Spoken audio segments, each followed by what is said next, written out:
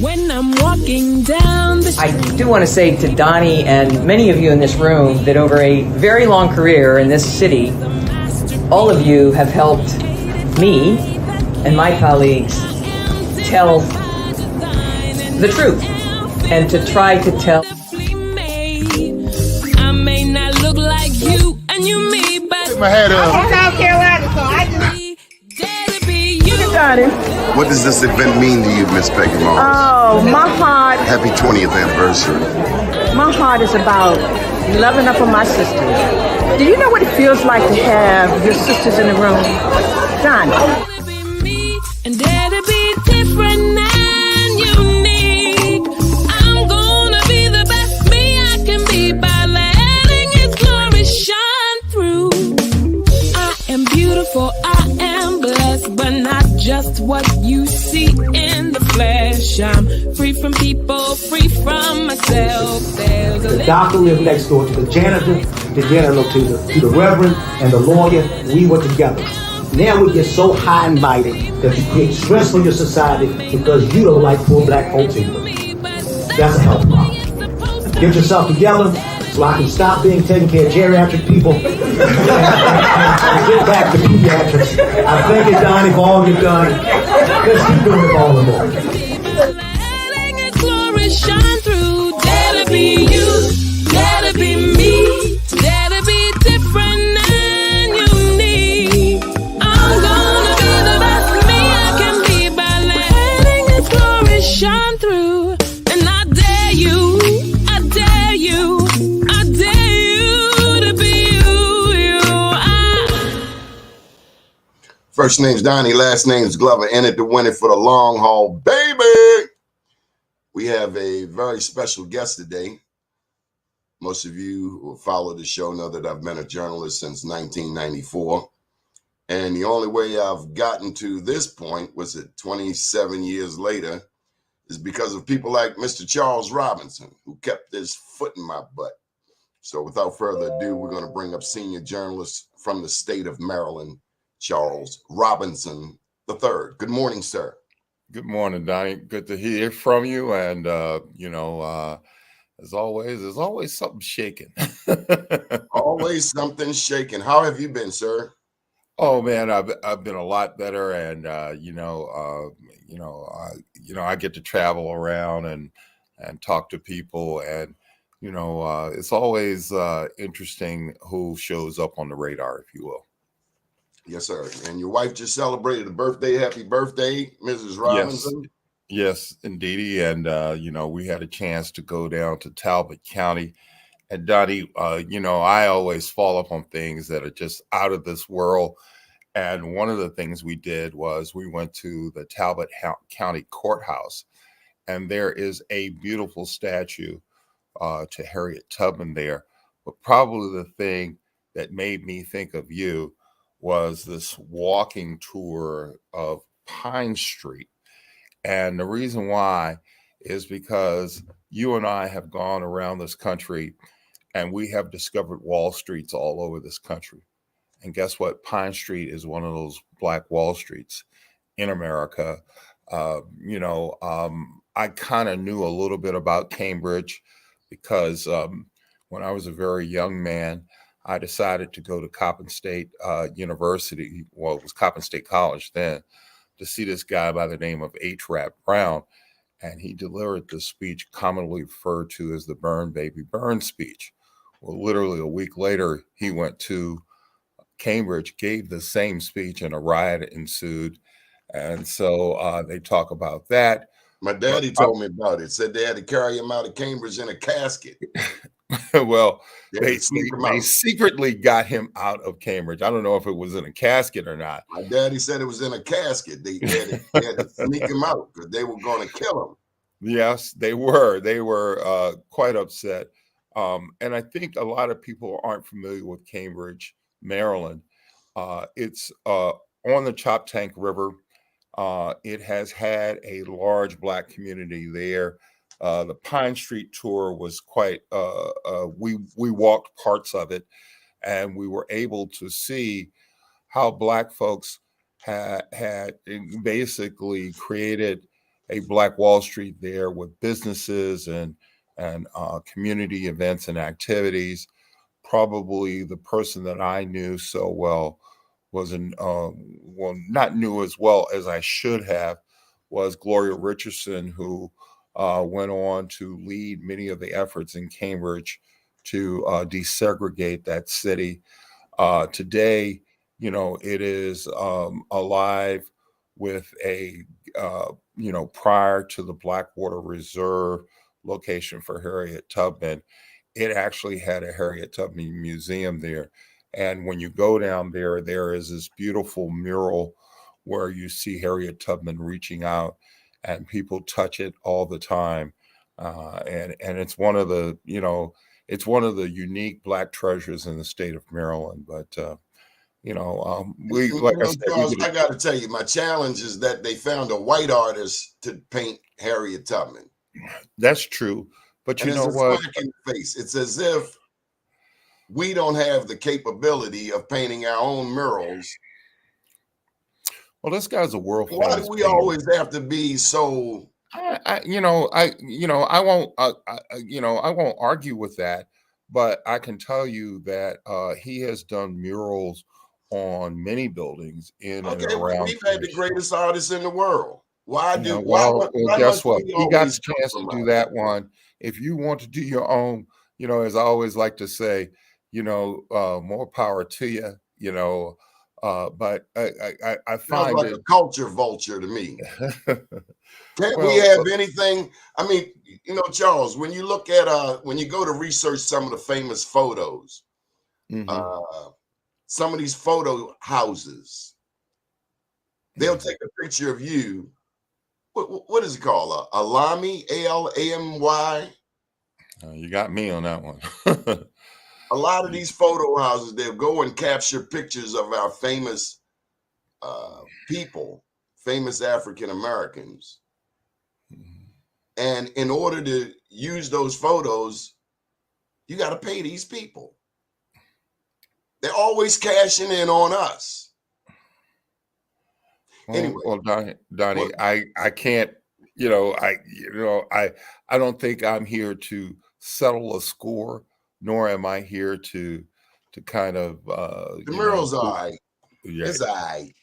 right. But I think the thing that is very interesting is this new statue actually was there was an actual Confederate statue there back in the day, and they removed it, and they put a new statue there.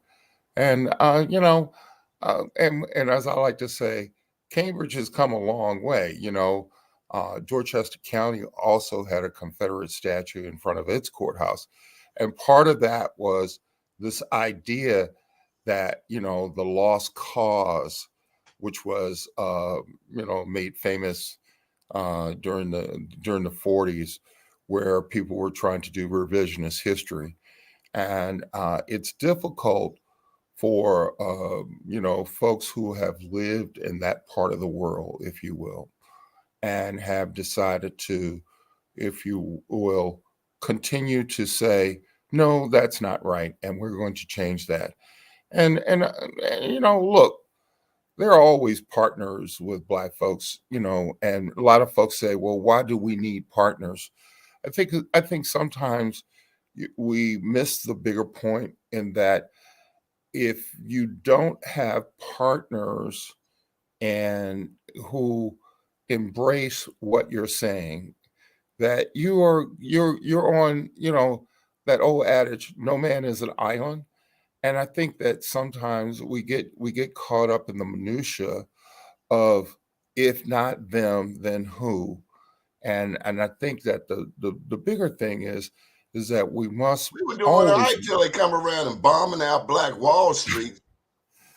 We were doing just fine. Look. I saw what happened in Tulsa, Oklahoma, with the judge denying the descendants of the Tulsa Wall Street, and I feel ashamed, because don't get me wrong, yes, those people should have been compensated for their worth, but that does not diminish their worth. And if you think about it from this perspective, Donnie, did we need cash? to tell us who we are. You know, there was a beach in California that was owned by some black folks, and the state of California ended up giving that to black folks. And what did they do? They ended up using it and repurposing it, and it was owned by white folks. That does not diminish the fact that black folks were there long before anybody else. You think about Idlewild in Michigan, which was a black resort there. You know, yes, that is gone, but the memory of Idlewild lives on. You know, a couple of years ago, I went to see a movie called Bilbo Boats, which is in Detroit, and my friends who are from Detroit talked about how it was one of the first times that black folks were able to go to a white amusement park there. I mean, we have examples here in Baltimore with Gwen Oak Amusement Park. So let not the memories of these ideas, events, and places be diminished by this idea that why not us? Well, those ideas still exist. I mean, it's the reason why your father, you know, started a funeral home. That idea did not die when he died. That idea exists in Donnie Glover because Donnie Glover, yes, Donnie Glover would have liked to cash in, but the idea does not die. And I think that sometimes we miss the bigger point. Ideas are there because someone said, you know what, I'm going to change the game. And because I'm going to change that game, I am going to live through it. So, as always, as I remind you, let us find the many Black Wall Streets in America because they are all over the place, from Richmond, Virginia to Tulsa, Oklahoma, to even here in Baltimore, you know, along the famed, you know, Pennsylvania Avenue, because those ideas never die. They are manifested in ways and new ideas that hopefully the next generation will take up. But Donnie, I got to give you some props. I saw you posted a piece about the young lady from LSU and having a basketball court named in her name. Why don't you I'm tell me a Jewish. little bit about that? Scotts Branch Elementary School.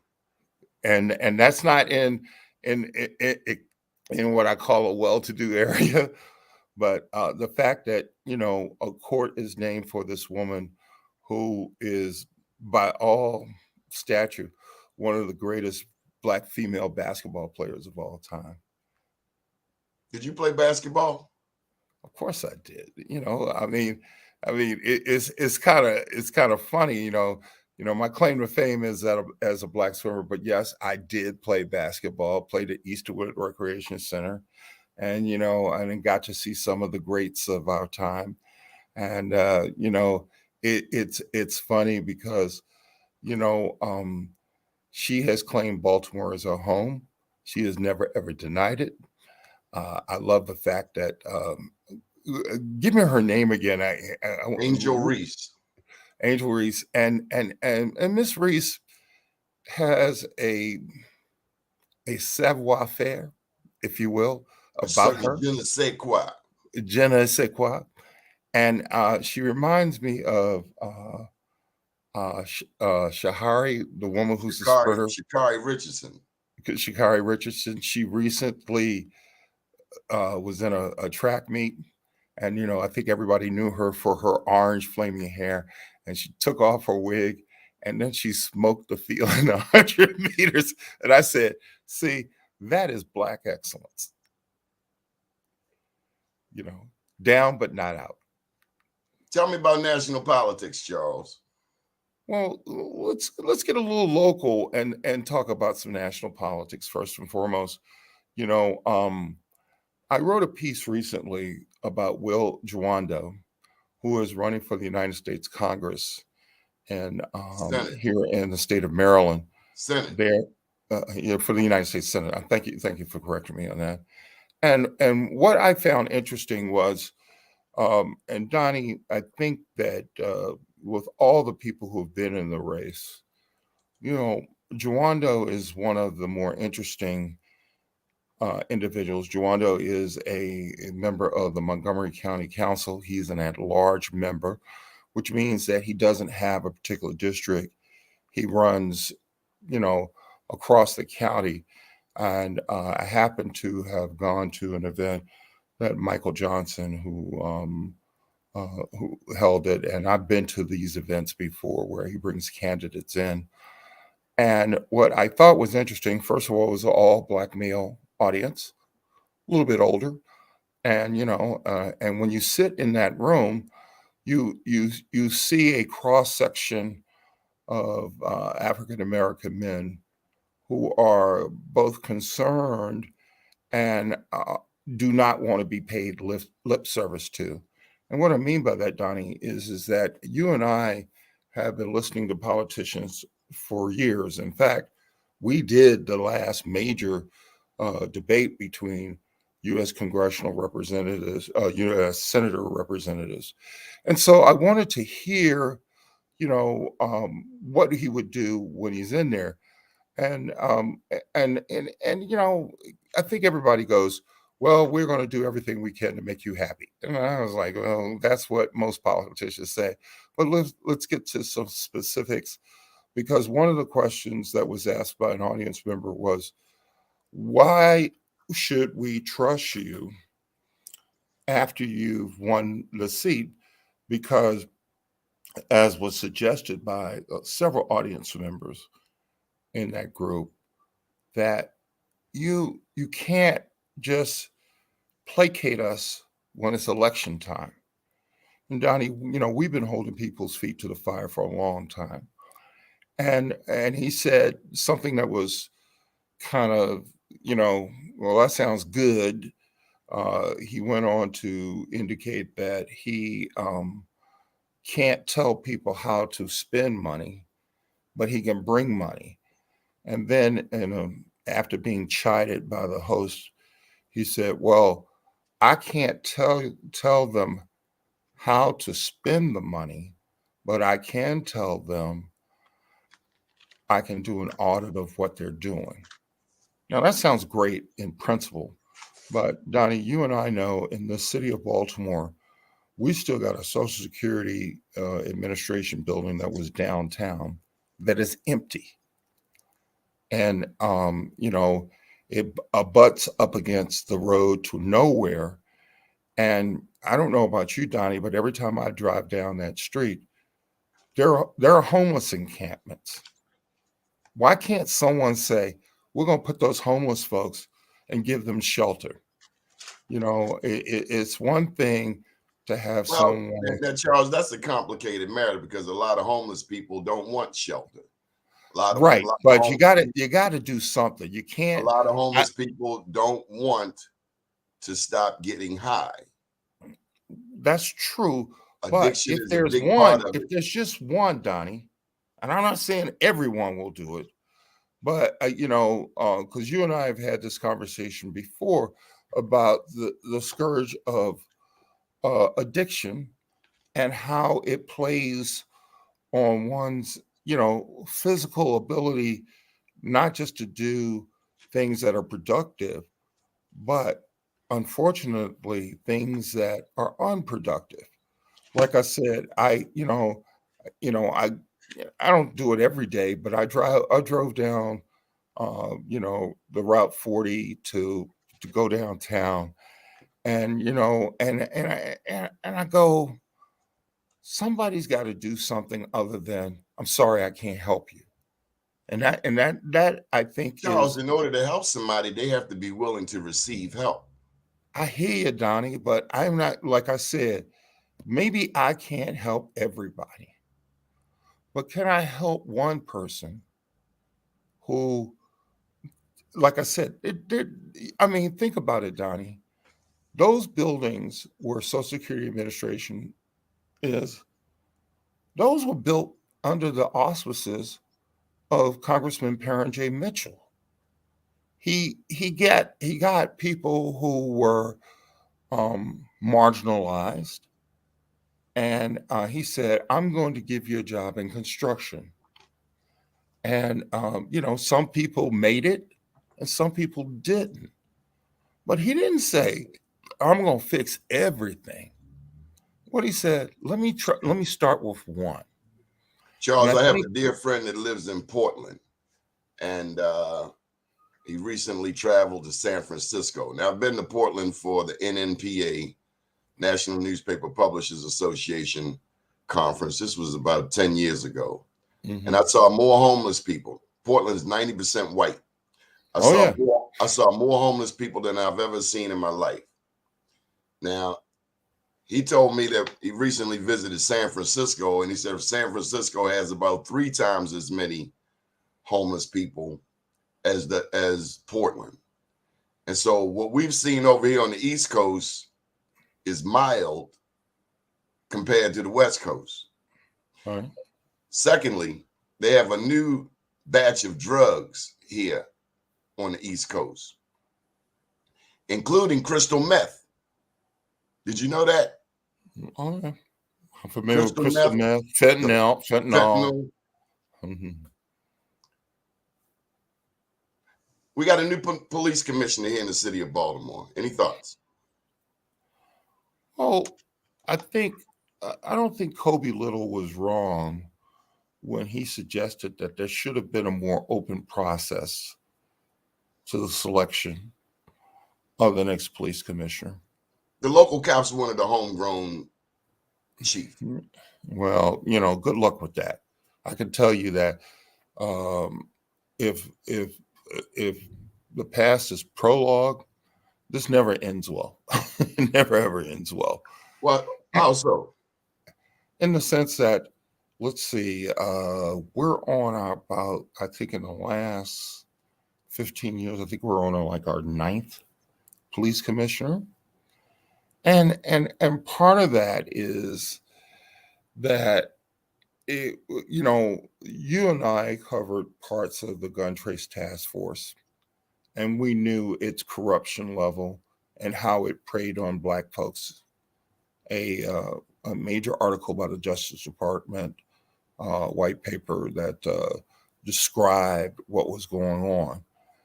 I don't want to suggest that this police commissioner has to live through that, but if he doesn't acknowledge that, then that's a problem. I mean, part of what I always find the problem is the cops have taken a knee since Freddie Gray and the consent decree. They've taken a knee. They've taken. So what do you want? You want I want police thugs. I want police. You want jackbooted thugs? Because I don't want them. I want police to police. Right now, they're there to call the meat wagon. That's the coroner. That's what they're there to do. They sit across the street. Mayhem is on the other side of the street, and they just wait for people to kill each other, and then they call the coroner. That's what it is. Well, I think part of that also is this idea that Harrison tried to intervene. But here's the problem, Donnie, and you and I have had problems with the FOP for a long time. I find I asked a simple question of the FOP prior to Freddie Gray and during Freddie Gray. Are there any rogue cops within the system? And their consistent answer was no. And whenever I asked them, would you be willing to come on and talk about this issue? And they said, no. What I constantly find both frustrating and irritating is that it's either us or them. And I don't think that's the case. I mean, I look at what happened down in Brooklyn, and this idea that they had no idea that it was going on. Somebody lying. What about the cameras, Charles? The cameras all over the place. They've not mentioned the cameras once. Right. And the thing is that why haven't they mentioned the cameras? Let me stop you for a minute and go back to this idea of why they didn't know. Then I will tell you that your intelligence unit is failing. Tremendously. This event had been going on for years. I understand that the folks from Safe Streets were there, and they left And not that you can have a police force, there. My problem is the intelligence failure. So, you and I have joked about this, but we can tell you where most drug dealing is going on in the city. Duh. Duh. and but somehow the intelligence network that the police department has is failing. The They fact didn't that show up. They quit. right or didn't show up. They've taken a knee. Yeah, and here's that thing that I want to get back to the FOP.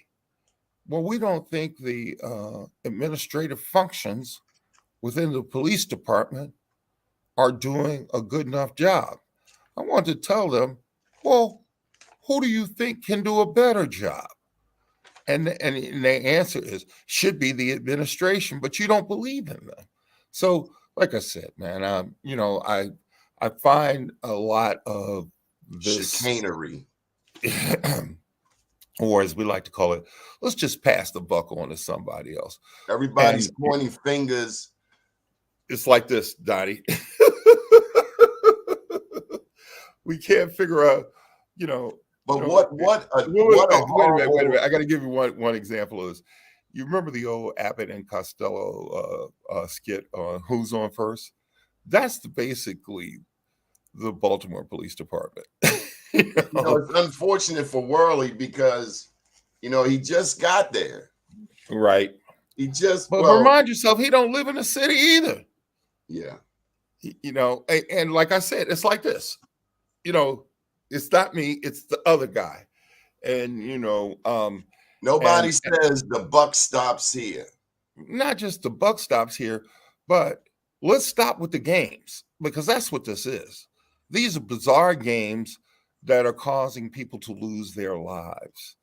And, Donnie, we're going to have a hearing that starts, I guess, tomorrow or today regarding a young man, 14 years old, who was charged with murder. And Squeegee kid. They're the squeegee guy. And I'm going to sit in on a couple of days of this because I got a lot of problems with this. The fact that a guy who many consider a vigilante confronted these young people with a bat, and I'm sorry he lost to happen. Right. Would you go out to the zoo and smack a lion? and like I said, part of it is, Hey, listen, it's 5, 6, 7 cats out there. I'm gonna get out my car with a bat. I'll swing. Suppose I miss. They are gonna hurt me. That's common sense. Right. Well, not only that is this criminalization of young people. And to Brandon Scott's credit, he's done more to work with that demographic than anybody else, than any other there. And because most people think of them as throwaways. In other words, yes, I don't want to see nothing. you. They say nothing about the white addicts on those very same corners who come very close up to your car, and I say, step away from the vehicle. Yeah.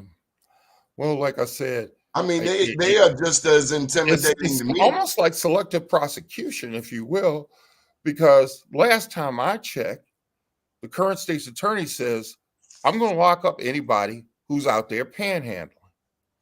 Donnie, I just drove up Martin Luther King Boulevard yesterday. I was accosted by 3 people. Last time I checked, I think the state's attorney said, we need to lock everybody up. Well, he's the prosecutor. He's not the one who does the arresting. That's true. But remind yourself, he said we're going to implement and stick to the letter of the law. I think he was a tad overzealous because you don't want me to tell you what I think, but I remember the comment was, that he was going to be hard on the squeegee kids, and again, like you said, selective prosecution. Right. Right. So Um, Eloise Whittington says that not all homeless are addicts. Some have had hardships that forced them to be homeless, financial problems and health issues. If your insurance runs out, the mentally challenged are forced on the street. We have to help. This is right. true. Well, that's kind of what I was saying. That look, for those who are addicted to drugs, I hope you can find the wherewithal to ask for help. For those with mental incapacities, I also would suggest that you find individuals who can help you get through those processes. For those who are homeless not by choice, but by circumstances that are beyond their control, like I said, we got these two big buildings that Perrin J. Mitchell helped put up. There's nobody in them. Last time I checked, the city has not been able to sell these buildings, and they're technically on the city's tax rolls. I'm not.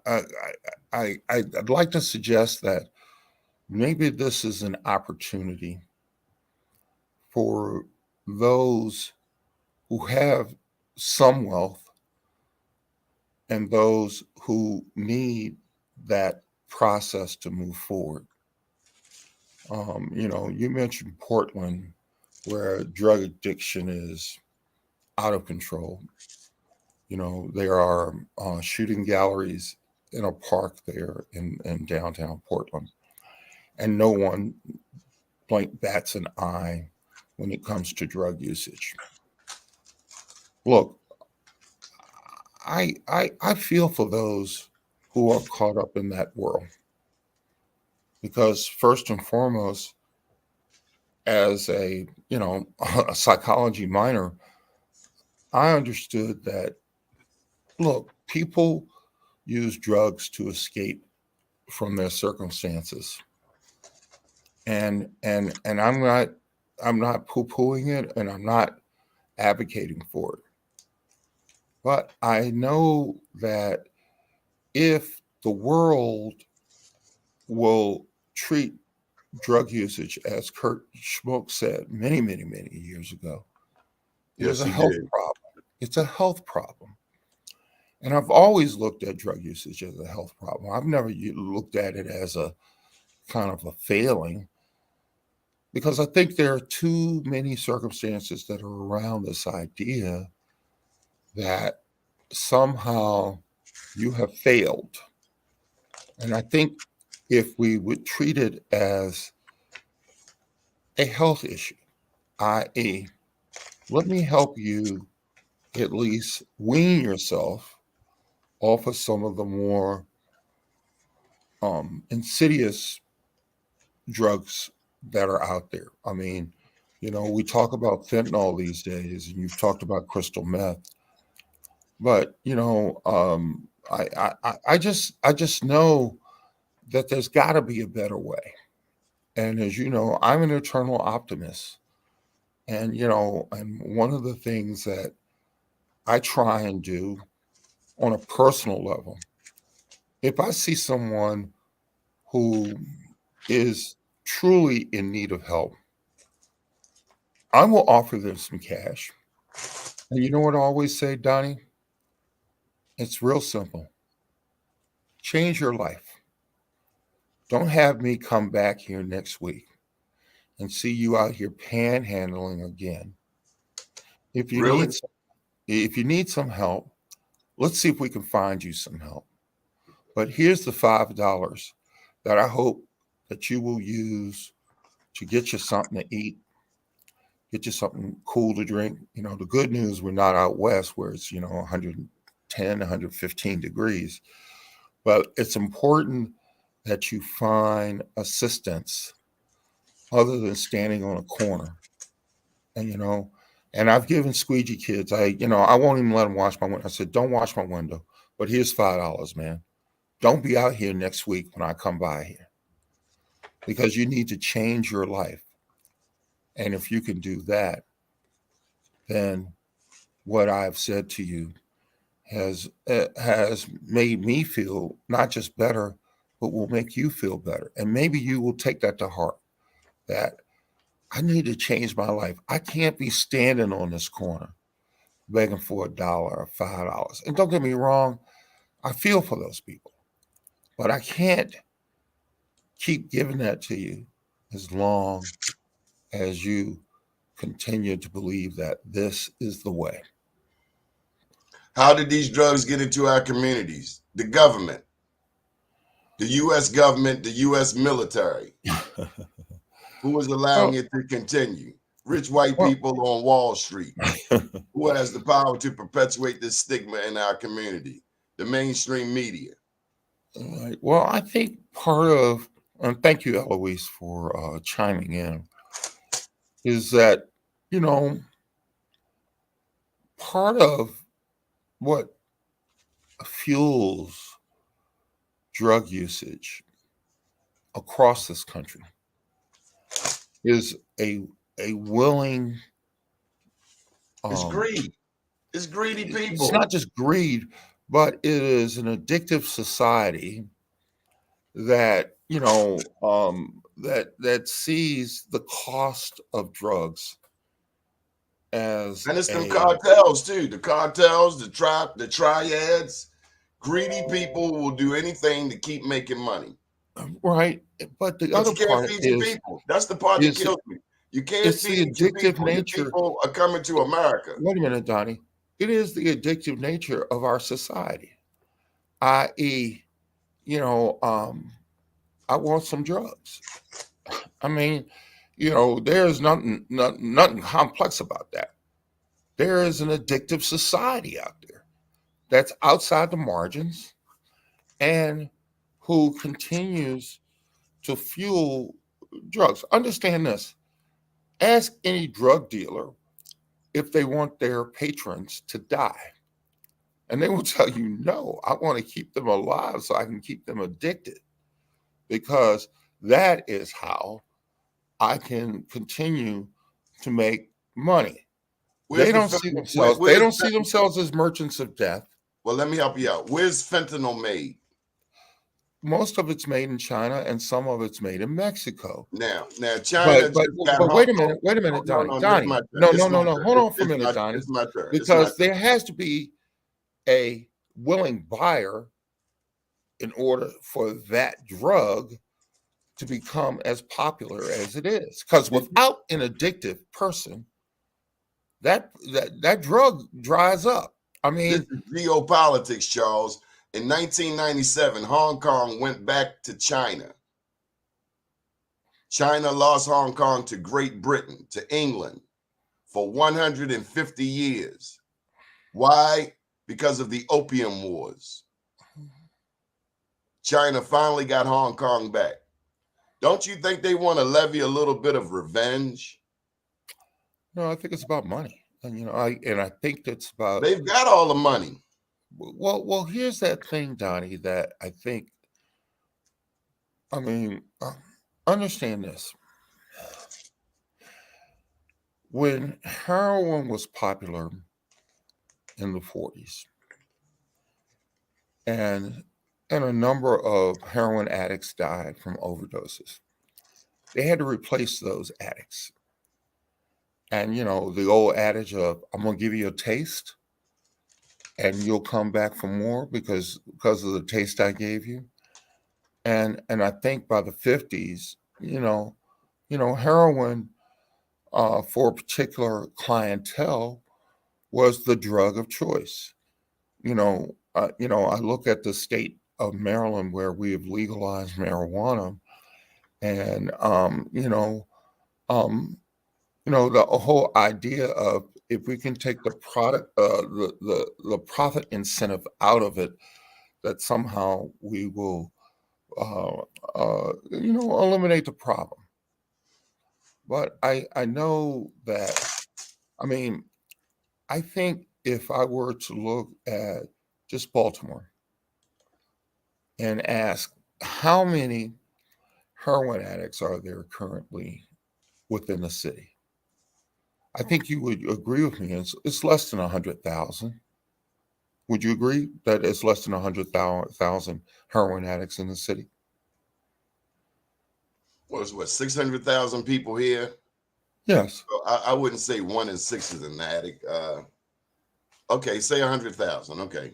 100,000. So what percentage of that group has moved on to the heroin fentanyl mix? Probably about maybe 10% of the 100,000. Okay. I'm just doing raw numbers. And in order for a drug dealer to be successful, what do they always need, Donnie? Repeat business. No, new customers. If they can't get new customers, this ain't gonna work, because if I got people who are dying, and we'll say 10% of the 100,000, that's 10,000 people dying from overdoses of a very addictive drug, then I got to get another 10% to come in to replace those 10%. And it's always curious to me is that many of the young drug dealers don't use the product. And I think the simple question is why? And I think the answer is real simple. Because they know that the shit can kill you. I mean, it's pretty simple. And then if you add into that, well, who's more susceptible, likely, Acceptable. to use drugs? Those are people who are coming from places that you and I would never ever go, i.e., homes that are not idyllic, places where the word drug culture is just a part of the nomenclature. And my daddy's in jail, my auntie's in jail,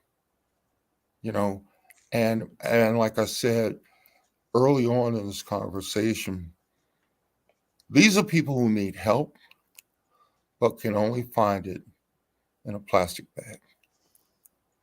Okay, how's this governor doing, Charles?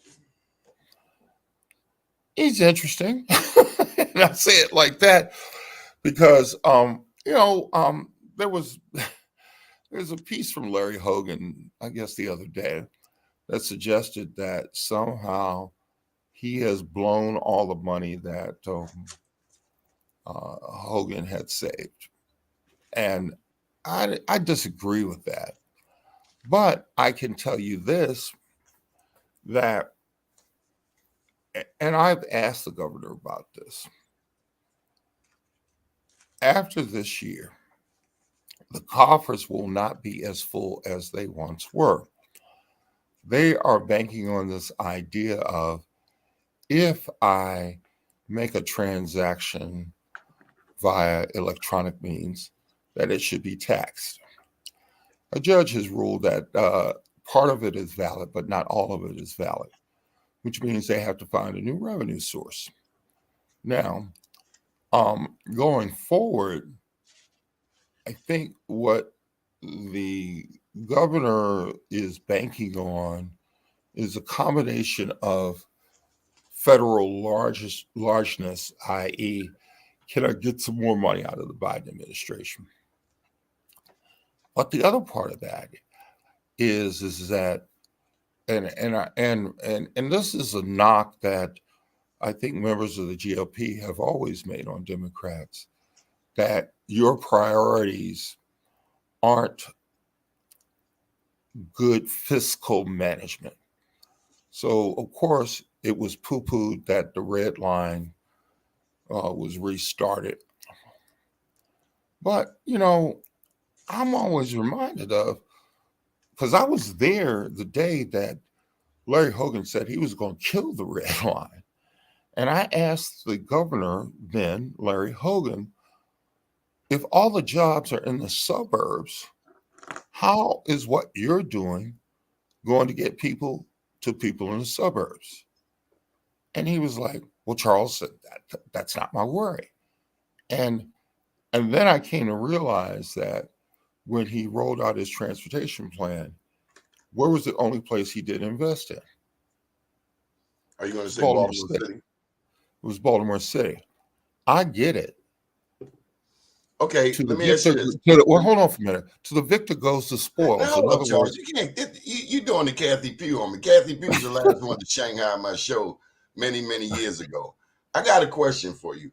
Couldn't O'Malley have left the red line shovel ready? no, because it wasn't at that point. Because part of it is I mean, that they've thrown this on Hogan like he's supposed to take on a plan. Let's be honest. Baltimore's transportation system issues are much deeper than a red line. oh yeah, Let because me I'm say gonna this. just remind you that Let me just say remember one what thing. he did. He decided to change all the lines, and he said that I don't like the way it works. Well, let me just say this. We have the dumbest subway system in all of America. Let's And start with that. what do you want me It to say goes from about Hopkins to downtown straight to Owens Mills. Let's start with that. The issues that we have in this city are much deeper than Larry Hogan and the Red Line. The subway is the least, it doesn't serve everybody. If you live in Northeast Baltimore, you have no need for a subway. Atlanta's was built around the same time. You know what they have? They have a north-south leg and they have an east-west leg in the center. That's what you call egalitarian, utilitarian. And so now they come in with the red line. And let me tell you something that people don't talk about. A lot of businesses will get disrupted, moved, and go out of business because of this red line. So, yeah, you're creating opportunities for one, but you're killing other people on the other hand. You're killing businesses. My dad's funeral home was killed when they built the State Center subway station. Look at West Side redevelopment. They relocated all of those businesses along Utah Street. Took them 10 years finally to redo Lexington Market. But in the meantime, we've killed businesses. My thesis is that Baltimore is anti-business. Thank you. Well, I think part of it, and when you drill down, is that you realize there was a lot of speculation around the red line coming. I mean, think about this, Donnie. You have lived in Sandtown most of your life. No, I have not. I've lived here since 92. Is that most of my life? Well, okay. The investments. I claim Easterwood Park, sir. That's where my mama was a homeowner. Okay.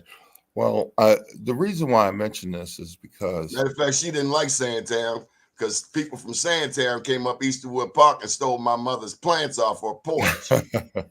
And we know they were from Sandtown. We know damn well where they were from. I think that part of what has always been a part of the Baltimore scene is real estate speculation, i.e. when the Jewish folks moved from downtown out to Pikesville and other places, that there were a number of real estate brokers, investors, if you will, who saw an opportunity not just to make a few bucks, but to make a substantial amount of money. I think the red line has also done the same thing with folks who said, I'm going to just wait until the feds come in and offer me some money for my property. All you got to look at is downtown and on the potential routes that they're planning to use for the system, as we like to say. It's a check ready made. The last part of that is that, look, Hogan understood quite succinctly that, I'm going to give to those who I feel have not had an opportunity to state coffers. So to give you an example, before he left office, there was a consortium of Maryland, Virginia, and West Virginia who came together to create a consortium that would create a superhighway that would link these rural areas. No, I don't think any Democratic governor would have given that any thought, but it's on that drawing board and it's still out there. The last part of that is that, look, when you're a governor, you get to pick winners and losers. And that's just how it works, And sometimes you get called on the carpet for it. And other times you go, so what? And I think a lot of times what we have specifically here in Baltimore is a so what? And I think that a lot of times, think about the projects that Hogan killed. So he killed the Red Line. He had made an effort to kill State Center. He did not believe investing. What do y'all put at the feet of O'Malley? O'Malley was right there for 8 years. He's long gone, man. I can't worry about Martin O'Malley. I can only worry about the last two governors. Okay, but here's the thing: responsibility on O'Malley. Wait a minute, Donnie. That is a telltale sign to the winner goes the spoils. Okay, and you ain't gotta like it, and you can argue with me about it, but the bottom line is, yeah, you can kill some projects because guess what? He will make the argument. He made the argument while he was in office. I saved the taxpayers' money and I put money in the rainy day fund. What a lot of people don't understand is, so did Wes Moore, who is the current governor. He put money in the rainy day fund, but he's going to run out of money in the rainy day fund, and he's going to run out of money as far as the coffers are concerned. Is that politically being astute? Because I'm going to tell you, he's going to have to find some additional revenue. How he finds what he was is doing what I look at. Tell me where you're going to pick your winners and losers. Wasn't he looking for money over in Europe when he went to Belgium? No, he was. That was something different, totally different. Really? Mm-hmm. First of all, I want to thank the individual who put in the notes here about he's been addictive and he's been clean for Whittington. Yeah, and I want to thank him for it's a lady. A lady. I'm sorry, and that it is an addiction of the mind and the body and the spirit. And I think, as we like to say, you have to have a come to Jesus moment. Ain't no two ways about that. We got 5 minutes. How's this mayor doing? Brandon is very interesting because I think, look, you're going to get any mayor of any urban center in America is catching hell because there 28 people shot, 2 killed. Right. And I want to talk about this idea that. And then he's having a baby. You know what? As I like to say, more power to you. I hope everything works out well. But here's that thing about crime and urban centers. You're part of that problem is social responsibility to each other, i.e., Donnie, if I don't like something that you say, I don't run out and get a gat and come by your house and shoot you up because of something that you said to me, because I have a social responsibility to you. And I hope you have one to me that says, I don't like Charles, I didn't like what you said. I don't like but penitentiaries. And I don't like graveyards either. I don't like graveyards either. And we have just a social responsibility to one another. I think Plus, part we of come that. from a generation where we put the hands up. Yes, but even then, you got to talk it out. You can't just, you can't physically solve your problems. This is the generation where they're quick to pick up a gun. They're not fighting nothing. Right. And have, in the old days, if, I had on my brand new white Nikes and you stepped on them, you're going to get hurt, bro. You stepped on my brand new white Nikes. But the other part of that is the availability of deadly weapons and its ability to find somebody's dumping guns in our community. Not just dumping guns, they're offloading guns.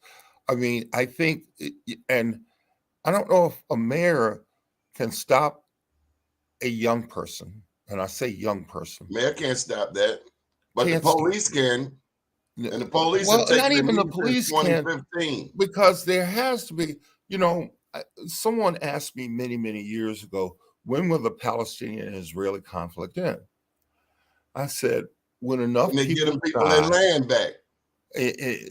When they give the Palestinians their land back. No, I said, the answer is when enough people die and enough mothers decide, that's it. Because unfortunately, in the society that we currently inhabit, there is very little accountability, i.e., would you go into your child's room and said, I know you know about guns, but are you packing? I don't think most parents / single moms are willing to do that, because until it gets to a point where death is more important than right, we have a problem. Charles Robinson, it's always a pleasure. Thank you for joining us. How can people follow your work? Very simply, I write 2 blogs. One is called Charles Black Politics Blog. The other is Maryland State of Mind, where I opine on Maryland politics. And lastly, you can always check me out on Twitter at C3 Newsman. Thank you for being my mentor for the past, 23 years? 20 plus years. Let's just go with that. 20 plus years. You have mentees all across the country. Oh, man, you missed one of my young mentees, and that was Wesley Lowry. He has a new book out, and it's called American White Lash. It's a very interesting read. And like I said, I continue to find things that intrigue me. I am headed to another Black Wall Street. I'm heading to Birmingham, Alabama. A.G. Gaston. Mm-hmm. I can't wait to go, man. I've been there before. I can't wait to go. I'm going to the National Association of Black Journalists. And so I get to, commiserate with my fellow folks who are scribes, and they allow me to come in the room and listen. Senior journalist Charles Robinson III, we thank you so much for joining us today. We appreciate you. Please be safe, my friend. Ashe. Ashe. Good morning, world.